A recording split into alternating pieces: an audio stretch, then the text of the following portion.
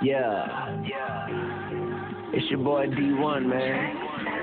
Everybody wanna know what you mean when you say God and girls. Check it. If it ain't about God, it's about these girls. Yeah. If it ain't about God, it's about these girls. Yeah. Everybody know they rule the world. Yeah. Everybody know. Hi, everybody. I see that circle. Does that? Okay, now we're live. What's up, Randall? Hey. Girl Talk University is the house. We're here. Hello, family. How's everybody feeling tonight? We have our new producer on staff. Today's his first day. You know, representing Girl Talk U. You can get in front of the camera and say, hey, no, I'm just playing. You ain't got to do that. He's like, dog, she's really good at this. No, but this is episode 20 of Girl Talk University, Girls in Credit.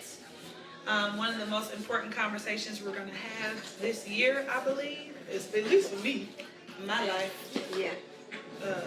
Talking about what I'm trying to do this year.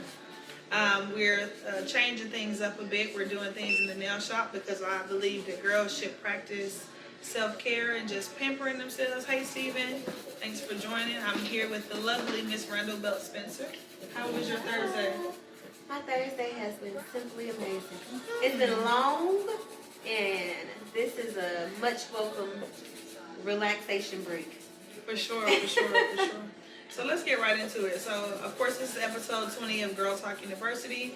We're talking about black girls and credit. It's a very important conversation because I didn't start getting my credit together until like 2020, believe it or not. It was something that went up, but then when I went to law school, it went down. It like plummeted. If 0 was a credit score, my score was probably close to 0. It was a 1. And I didn't really know how to improve it. So what's your take on like credit? Yeah, I think it's extremely important. And I think that we often don't realize how important it is until you're trying to do something when it's too late. And at that point, you know, you're rushing to try to catch up. Mm-hmm. You know, if you know about it beforehand, you know how to prepare. So when it's time to get those things that you want, your house, your cars, credit cards, loans, things of that nature, it's already together. Right, for sure. The first thing, when I thought of credit, like growing up, I would hear my mom and dad say, just make sure you have good credit, but they didn't really explain how you get it. And I just remember like when I was 18, that was like your first opportunity to get credit on your own. So when I was 18, I just applied for 2 credit cards, one with Bank of America and one with Citibank. And I just be honest, full disclosure, lied on the application, said I made all this money so I can get a high credit limit. And as soon as they mailed me those credit cards, what did I do? Ran it up. I ran it up, not knowing about the word credit utilization, not knowing what that meant. It didn't matter to me. To me, credit was like money in the bank. Right. So can you just tell the people the difference between available credit and like actual money? Yeah, and it plays a big toll on your credit score. You know, if your credit balances are high, that can tremendously affect your credit score. Mm-hmm. So yeah, when you get credit cards, it's important. I think one good tip that I've learned is, you know, keep your balances low. Buy, you know, simple things. It's not money in the bank, right? Because you have to pay this money back. Right. But in order to build credit, you know, buy something small. You know, put gas in your car, and then make sure you pay it right off. You know, and just keep every month, you know, purchase one item, and then make sure you immediately pay it back. Exactly. Yeah, that's one thing I didn't realize until recently about credit utilization. It's like, why are y'all gonna offer me all this credit if really I'm not supposed to use it? That's the thing. Like lenders, like if you're buying a home or you're buying a car, they don't want you to use all of your credit. They just want to know that you have it. Correct. They just want to know that lenders are not afraid to give you credit, right? So if you have a credit card, let's say with a $10,000 limit, you shouldn't be spending over $1,000 on that card. Absolutely not. So it's like, you should have an available balance on that credit card always of $9,000. And it seems like, why have that credit card with all that money on it if I'm not to use it? Because it's not really money. It's not. It's just a wink to other future lenders that we're credit worthy. That's right. So now that I know that, I'm not spending really no money on these credit cards. Right. But it took me till I was 33 to realize that. Exactly. Right? So I think this conversation is definitely important for the young folks. When you get those credit cards, don't use them. unless you're using it on one bill. Yeah. Keep those balances 10% or lower. We're not say 15% or lower in terms of your available credit. Keep them low. Yeah. What else you got to say to the people, Miss Attorney Bill Spencer? Yeah, I think Bankruptcy attorney Bill Spencer. Oh yeah, and speaking of bankruptcy, you don't want to end up in that boat, because then you really can have issues. And again, the bankruptcy thing is like the last, resort, when people have just completely ran up their credit cards, and at that point they can't afford to pay them, because at that point your minimum payments are high. When you have low balances, your minimum payments are low. But when you run it up, your minimum payment is high each month, right? That increases your debt to income ratio, right? You don't want that, and you definitely don't want to end up in bankruptcy court, where a lot of my clients end up because they've mismanaged, their credit, and it's overwhelming. Don't get to that point, But look, how can you tell the people that are listening, like, how do some of your bankruptcy clients get there?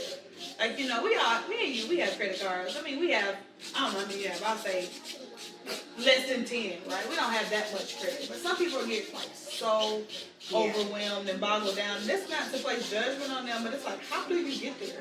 Yeah, and a lot of times you're a victim of circumstance, right? Yeah. So I can say, even with myself, like with law school, I was a student, I didn't have a job. Exactly. So, and especially while studying for the bar exam, you don't have income. So, you're trying to, I ran up those credit cards, but luckily I was able to redeem myself after getting employment afterwards. But let's just say somebody doesn't have, doesn't make that amount of money, or completely loses their job, has no income. What are you to do? The credit doesn't change. You still have you still owe the money. That's right. Right? And so, yeah. That's right. And that's kind of what happened to me. I didn't realize the value of paying stuff on time and how detrimental late payments were on your credit, right? So for me, I had credit cards that I used in law school too, but they were low limit. So I'm like, no, that's not going to do nothing to my credit. I don't care if they offer you a $10 credit card. If you late on paying that $1, it's gonna have a detrimental impact on your credit score. Yep. And I let a few cards go late 1 or 2 months. All of a sudden they're closed. And I'm like, why are these credit cards closing?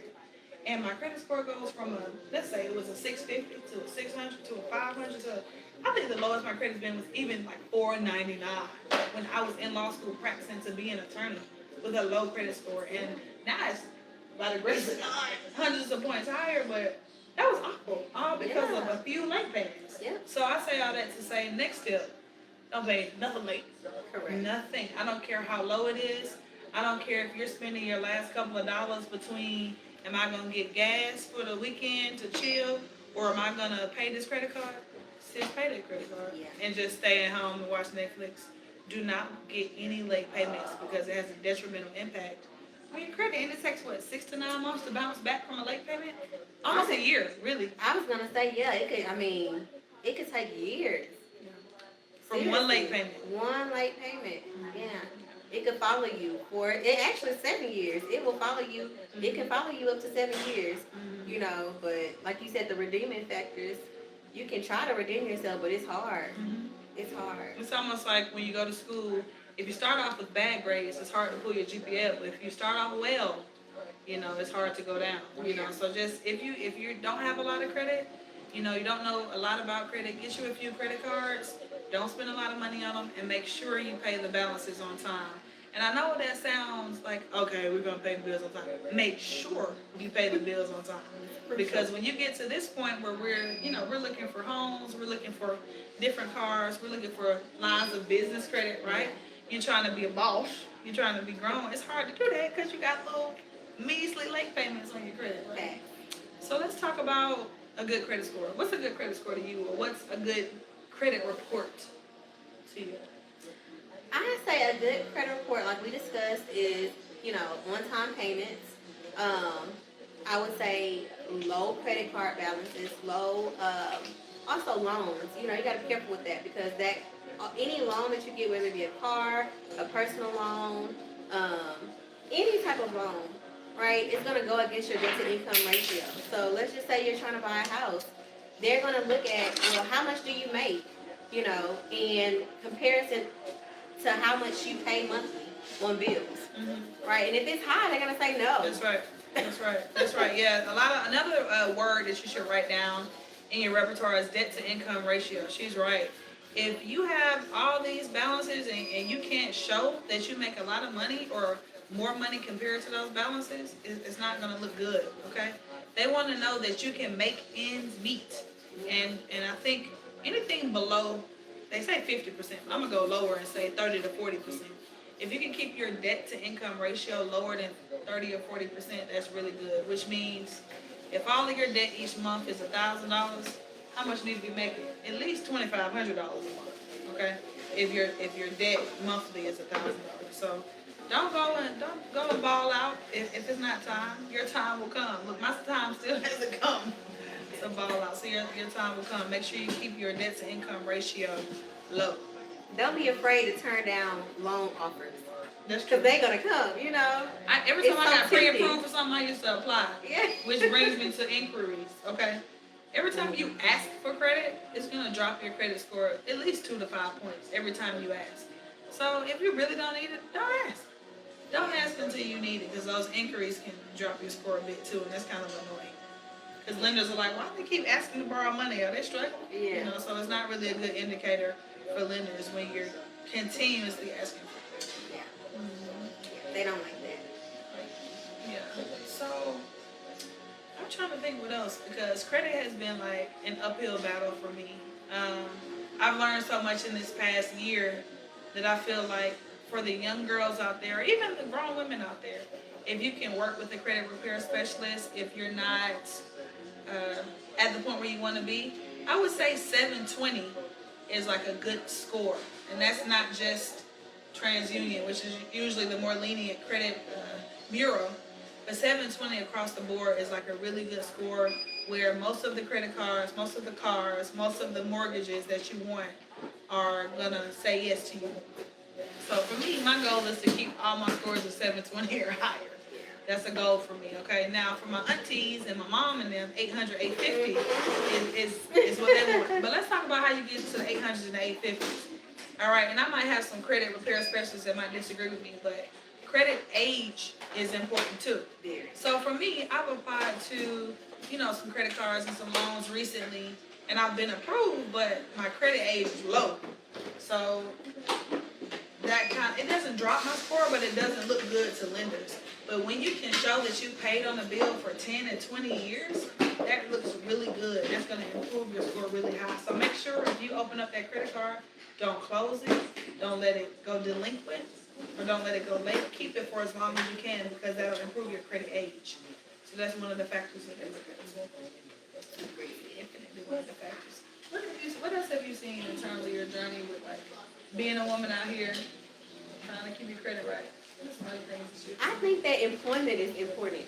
Yeah. Right? Because I will tell you, like, especially with like home buying, they want to see 2 years of income. They want to see that you've been working for 2 years. If you haven't been working for 2 years,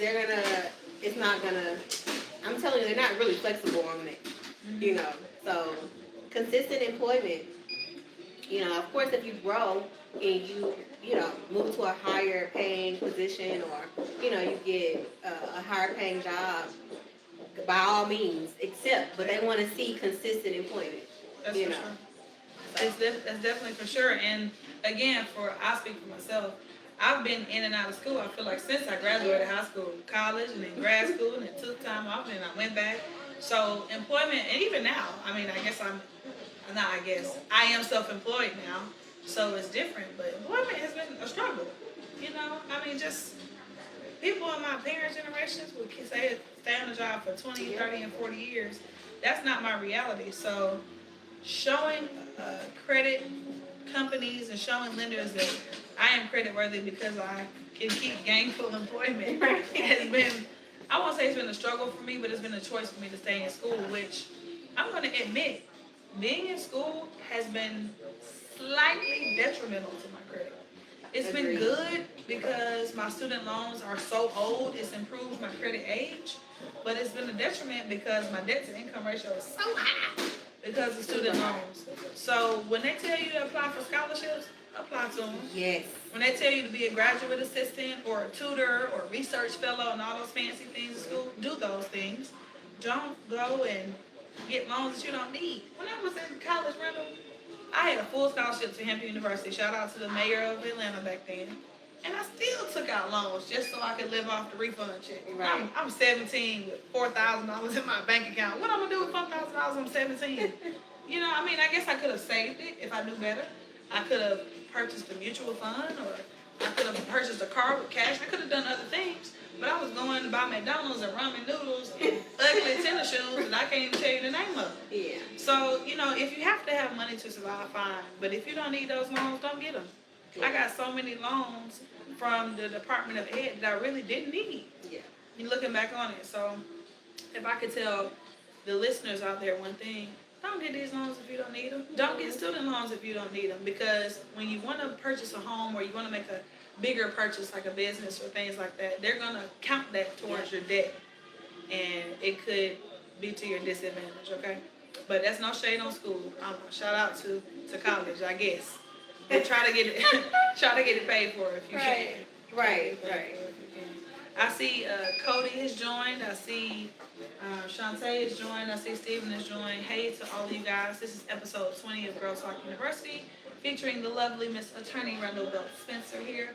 She's a jack of all trades, but she's definitely a beast with the bankruptcies in the city of Houston and in the state of Texas. What else have you seen from your clients? You got some crazy bankruptcy claims. No offense. Yeah, no offense.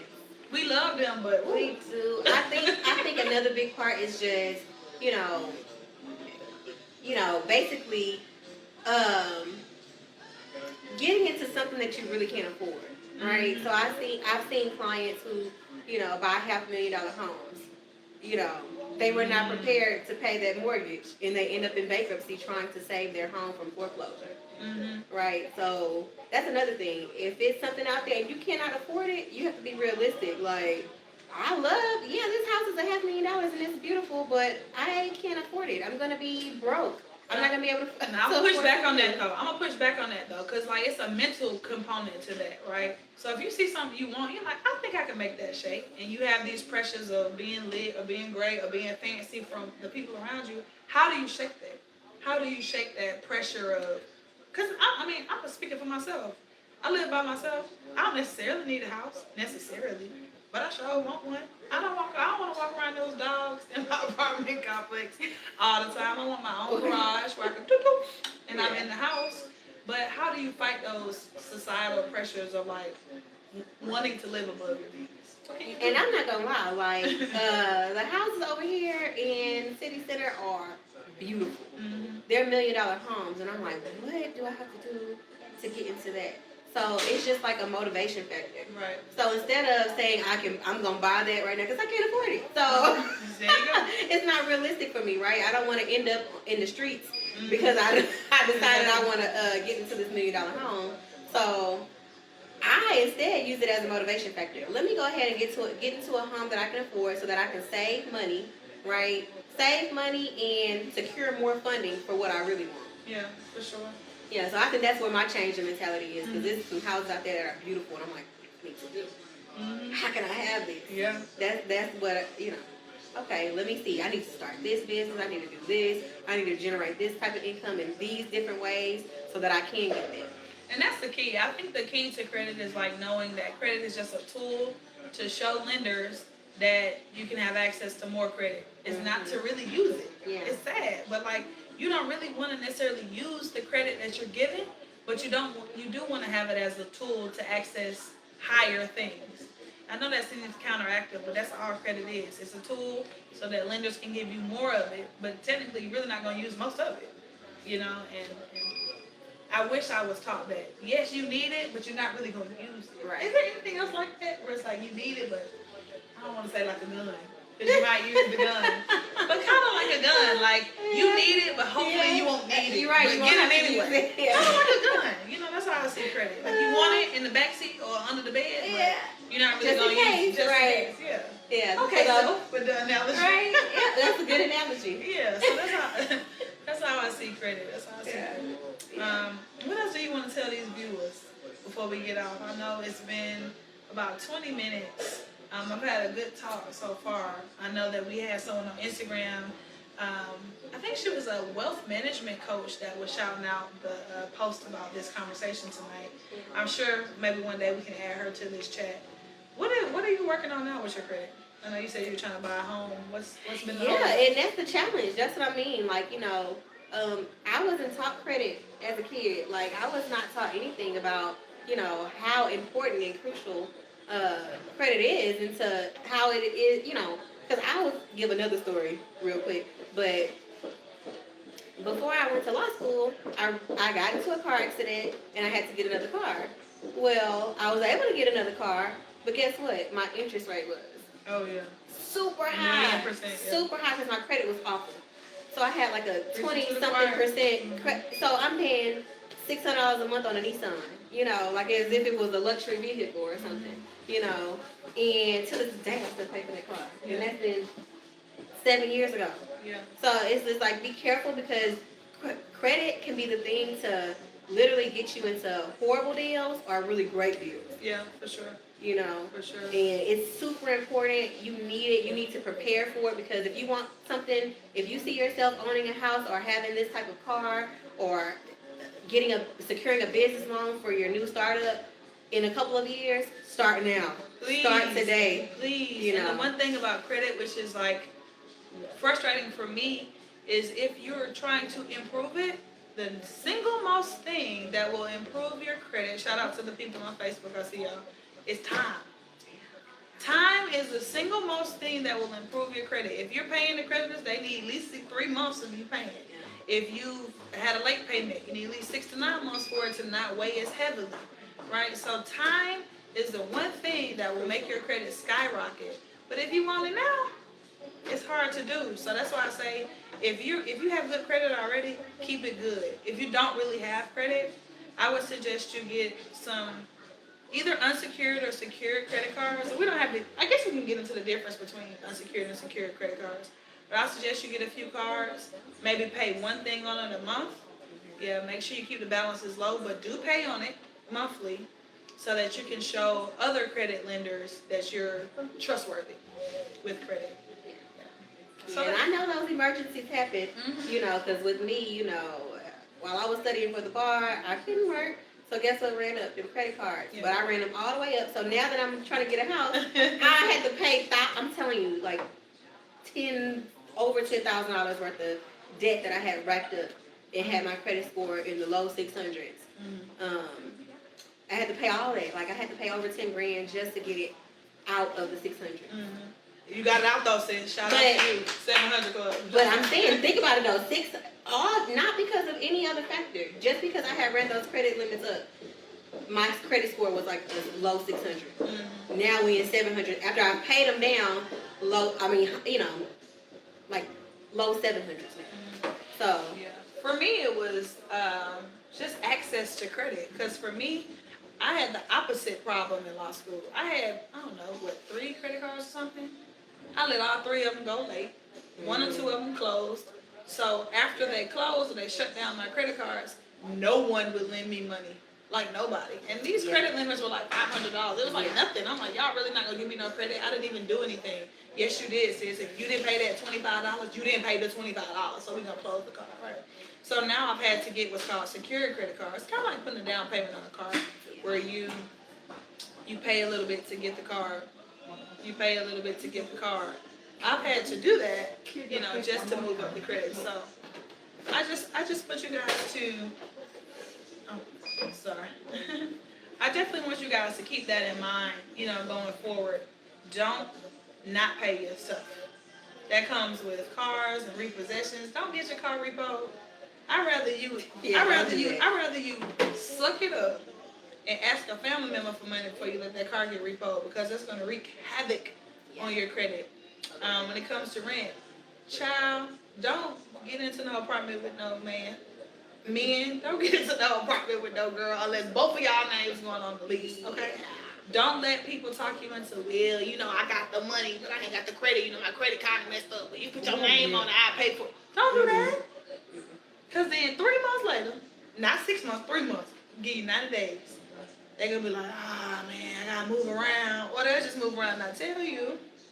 And then you stuck with this bill you can't afford, and then you'll have an eviction on your credit. We don't want that. Repossessions, evictions, delinquencies are all real bad words that we want you guys to stay away from. And you can stay away from them. Like Randall said, you gotta get your money up. You gotta get jobs. If you have to get a second job temporarily, I'm not all about working real hard. We wasn't born on this earth to work all day and that's it. But if you have to do that in the meantime, in between time, do that. But don't let stuff become delinquent. That's what we will say. Yeah. Oh, I have another little quick tip. I know another. It's a app. It's called Self-Lending app. That's another way to get your credit score up. At least 20 something, 20 to 50 points. Real quick. It's a self-lending app, and it's like you set an amount and you pay yourself. It's kind of like a secured credit card or unsecured credit card. For sure. I have self too. It's been really cool. I think it's done. Excuse me. I think I set my limit for like $1,200 or something. And when I did it last year, actually, when we had first met, and I've been paying, I'd say $100 to $150 a month. But now I'm getting to the point where it's like, I basically finished paying the goal. So they sent me a credit card in the mail, and I've been using it. It's been cool. Of course, I've been keeping the balance low. But I've been using it because it shows it's positive credit. So that's definitely a great tip. It's like a savings account, but you're building credit. So yeah, it's definitely a great tip. The only other thing I want to tell you guys, and this is the last thing I'll say, is there are I won't say a lot, there are a few of my friends who feel like, I don't need credit. I don't want to worry about it. I don't want no credit cards. I don't want nothing. Don't even talk to me about it. That's wild. Everybody should have credit. We're not telling you to use the credit cards, but you should have them. So if you have those friends and family members who say, "Oh, I don't need credit. I'm all about cash," that's cool. But it's sexier to have credit, okay, y'all? So get you some credit. Yes. Get you some credit. Don't say you don't need it. Everybody needs it, okay? You don't have to use it, but we get it. All right. This has been episode 20 of Girl Talk You. Thank you, Randall. of course, my pleasure. Thank you to the Anthony Vince Nail and Spa for letting us host this. Hey! Come visit the Anthony Vince Nail and Spa in City Center, Town and Country Boulevard. They did a great job on our nails and toes. While we had this conversation, you can find us on iTunes, SoundCloud, Spotify, and Facebook and Instagram at Girl Talk University. And I hope you enjoy episode 20, Girls in Credit. All right. Yeah.